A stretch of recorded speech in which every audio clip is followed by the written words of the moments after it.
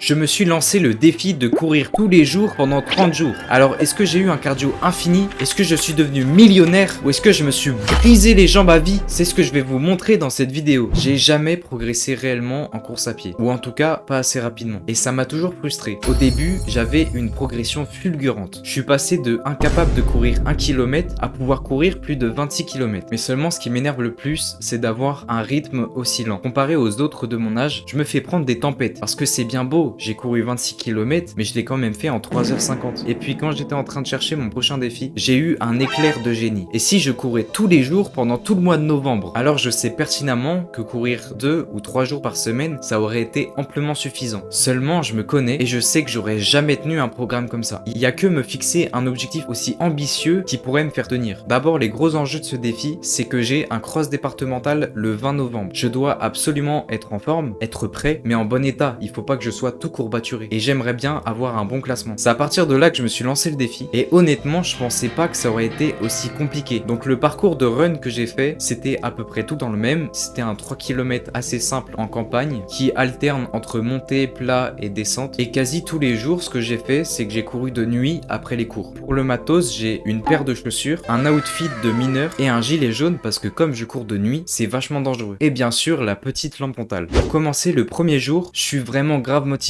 Ça fait en plus longtemps que j'ai pas couru et je fais 3 km 3 en 21 minutes 6 et en respiration nasale. Alors pourquoi? Le fait de respirer par le nez, ça m'oblige à courir beaucoup plus lentement et donc ça me fatigue beaucoup moins. Ce qui est vraiment important parce que faut absolument pas que je m'épuise dans les premiers jours du défi. Ce que je constate directement après le run, c'est que mes jambes sont extrêmement lourdes. Mon souffle est pas super nickel et une fois que j'ai fini le run, je suis vraiment épuisé jusqu'à même en avoir mal au crâne. Jour 2 à 5, je fais des runs en respiration nasale. Un rythme assez lent, histoire d'habituer mon corps à un effort régulier. Rien de très difficile. Le plus dur, ça a été de supporter ma flemme. De courir, même s'il était 20h, 22h ou même 23h. Jour 6. À partir de ce jour-là, j'ai arrêté la respiration nasale, même si ce jour-ci, il est un peu particulier. Je me suis réveillé à 6h comme d'habitude, sauf que j'ai absolument pas fait quelque chose de productif. J'ai commencé à scroll sur TikTok. Je suis explosé. Je fais ma petite journée du mercredi, je reviens chez moi, je me fais un énorme plat de pâtes. Et puis là, je me pose sur mon lit, je regarde GTO et qu'est-ce que je fais? Je tape une sieste de 2 heures. Oui, 2 heures. Un mercredi. Donc après ça, j'ai vraiment aucune motivation. Tout ce que je veux faire, c'est surtout me recoucher. J'ai vraiment l'impression d'être surpassé par les événements. J'ai le corps tout courbaturé, les pecs, le dos, les mollets. Vraiment une flemme monstrueuse. Donc à l'approche de 20 heures, j'hésite à courir. Je me cherche des excuses. Puis finalement, même si je suis fatigué, même si je suis dans un mood déprimé, je décide de quand même courir. Sur le moment, c'était vraiment atroce. Sauf que juste après le run, j'étais grave heureux. En fait, ce qui me rendait triste, c'est parce que je savais que je procrastinais mes tâches, que j'allais sûrement pas courir et abandonner le défi. Mais une fois que je m'étais libéré de cette charge, je me suis vraiment rendu hyper fier. Jour 7, j'ai rien fait de particulier, j'ai juste fait une séance de demi-fond au lycée et j'ai tapé des big sprints, ce qui a fait que j'ai eu des courbatures au mollet qui m'ont suivi pendant énormément de temps. Jour 8, j'ai fait un énorme leg day à l'échec. Je me suis atomisé les jambes et en plus de ça, j'ai les courbatures de la veille. Donc forcément, le soir, quand je suis allé courir, c'était abominable. Je me suis arrêté plein de fois, j'étais 2 fois plus long que d'habitude. C'était juste pas possible. Donc après ce run, j'ai décidé d'arrêter les leg day pendant 1 mois, histoire de pas accumuler la fatigue dans mes jambes, parce que j'ai quand même le cross dans quelques jours. Jour 9 à 10. J'ai honte, mais ces 2 jours-là ont été les seuls où je n'ai pas validé le défi. Et je n'ai absolument aucune excuse. Ce week-end-là, j'étais chez mon père. Et comme j'avais pris l'habitude de courir le soir, j'ai pas réellement pensé à courir pendant la journée. Ce qui fait qu'une fois la nuit arrivée, je me suis rendu compte d'un problème. Chez mon père, la seule route que j'ai pour courir, elle est grave dangereuse. Les voitures elles vont super vite. Sauf que j'ai pas mon gilet jaune. J'avais un mauvais pressentiment et ce soir-là, je me suis dit qu'il valait mieux peut-être que je valide pas ce défi et que je priorise ma sécurité. Donc à la place, j'ai fait 20 minutes de jumping jacks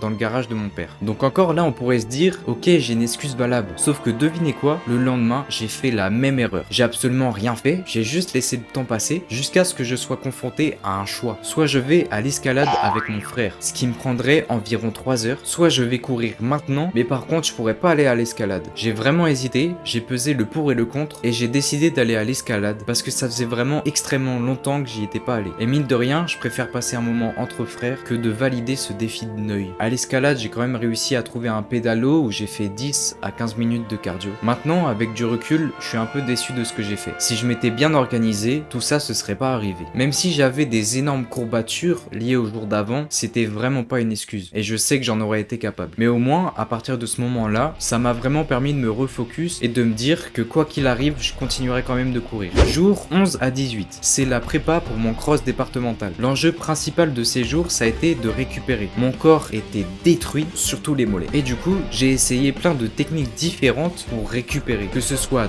douche froide, étirement et paume du tigre, j'ai tout essayé. J'y reviendrai un peu plus tard dans la vidéo, mais toutes ces méthodes m'ont permis de récupérer beaucoup plus efficacement. Mais sans ça, je sais pas si j'aurais réussi le défi. Jour 19, c'est la veille du cross. Malheur, je suis malade, j'ai de la fièvre. Ce que je redoutais est arrivé, j'ai eu un imprévu. Donc je suis fatigué, j'ai pas d'énergie, j'essaye de me reposer. Je vais quand même faire un petit run léger sous la pluie. Bien évidemment, je suis lent, mon corps est pas dynamique et franchement, je sais pas trop quoi faire. Jour 20, jour du cross. Le matin, je suis vraiment pas en forme. Pour moi, c'est impossible que je fasse le cross. Franchement, je vois pas l'intérêt d'y aller parce que je sais que dans tous les cas, j'aurai un classement médiocre. J'y vais pas, je vais pas en cours, je reste chez moi et je me repose. Sauf que la soirée, là, je me suis reposé, je commence à plus être malade. Et là, je me dis, et si j'allais courir comme si c'était le cross? Donc je sors, je me donne à fond, je mets toute mon énergie et je fais 3 km 3 en 16 minutes 50, ce qui est mon record, ce qui fait une moyenne de 4 minutes 59 par kilomètre. Je suis vraiment extrêmement fier de moi à ce moment-là. Jour 21 à 22, c'est des runs normaux, rien de particulier. Il y a juste un jour où je me réveille à 6 heures parce que j'ai des obligations le soir et que je voulais pas refaire la même erreur que la dernière fois. Jour 23 à 25, mes jambes commencent enfin à s'habituer à la charge de travail et surtout mes mollets. Jour 26, en apparence, c'est un jour complètement random. Je suis en semaine de cours, un mardi, je suis tout seul chez moi, mais ce jour-là, tout me faisait chier. J'étais fatigué, j'étais aigri et me demandez pas pourquoi, mais ce soir-là, je me suis mis dans la tête que j'allais courir 9 km. Alors je me suis équipé de ma lampe frontale, de mon outfit de mineur et je suis allé à la guerre. Pour info, la dernière fois que j'ai fait un 9 km, c'était il y a 6 mois. Je l'avais fait juste après une pneumonie. Ça avait été horrible, extrêmement long, j'avais extrêmement chaud et je l'avais fait en 1h24. Cette fois-ci, je l'ai fait en 1h06. J'ai mis une vitesse de 18 minutes, sachant qu'en plus de ça, j'ai fait plus 500 mètres comparé à la dernière fois. Durant le run, je me sentais vraiment plus léger et franchement, j'aurais pu aller plus vite que ça. Jour 27, c'est le jour d'après. Évidemment, je suis KO. Mes mollets, n'en parlons surtout pas. J'ai dû m'arrêter 5 ou 6 fois. Quand je suis rentré du run, je suis arrivé dans ma salle de bain, j'étais mort, écroulé au sol, mort de fatigue. Mais si j'étais comme ça, c'est parce qu'en fait, toi là, tu t'es pas abonné à la chaîne. Donc franchement, abonne-toi, comme ça je vais pouvoir courir méga vite. Jour 28 à 30, rien de particulier. J'ai fait mes runs normalement, à une allure moyenne jusqu'à la fin du défi. J'étais vraiment trop content d'avoir enfin réalisé ce défi. Je me pensais incapable de le faire, même si je l'ai pas complètement validé. Maintenant, je vais faire mon bilan d'expérience. Je vais te dire les piliers fondateurs et les erreurs que j'ai fait. D'abord, qu'est-ce que courir tous les jours m'a apporté? De base, je suis quelqu'un qui a des mollets de coq. Ils sont vraiment tout fins et j'ai jamais eu une bonne génétique par rapport à ça. Ils sont un peu sous-développés, ce qui s'est